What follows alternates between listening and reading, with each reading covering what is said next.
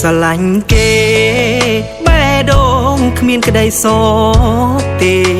ដេកដើររវល់គិតគេតែគេខ្វល់ខ្ញុំវិញទេព្រួយណាខ្លាចណាខ្លាចតែគេគ្មានចិត្តស្នេ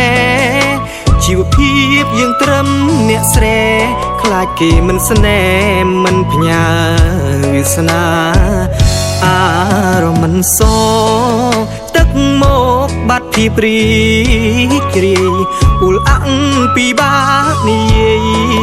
សារភាពភាសាស្នេហាស្លាកជាស្លែងស្នេហ៍មែនអើយកើតបែបណាអន់មាត់មិនហ៊ានវិចារសារភាពស្នេហាត្រង់ទៅគេព្រោះគ្មានក្តីសោកទេបើស្រឡាញ់យ៉ាងនឹង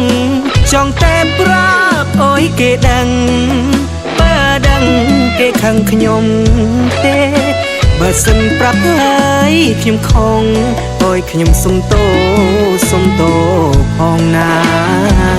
បើព្រមរៀបការតួខ្ចីអង្ការក៏តាមអើយតែរូបខ្ញុំបានគេមកក្រាបផ្ទឹម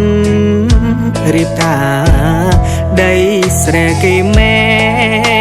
អេលិចសល់មួយហើយតាសុំមេបញ្ចាំអង្ការរៀបការហើយកូនដល់សងមេវិញ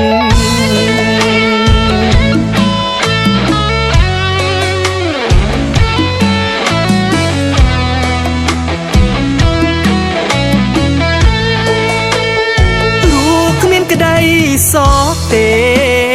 បើស្រឡាញ់យ៉ាងនឹងចង់តែប្រាប់អើយគេដឹងបើដឹងគេខឹងខ្ញុំទេបើសិនប្រាប់ហើយខ្ញុំខំអើយខ្ញុំសុំទោផងណាបើព្រមរៀបការតួខ្ចីអង្ការក៏តាមអើយតែរូបខ្ញុំបានគេមកក្រាបផ្ទឹមរៀបការដីស្រែគេមែអេលិចសល់មួយហើយតាសុំមេបញ្ចាំអង្ការរៀបការហើយកូនដល់សងមេ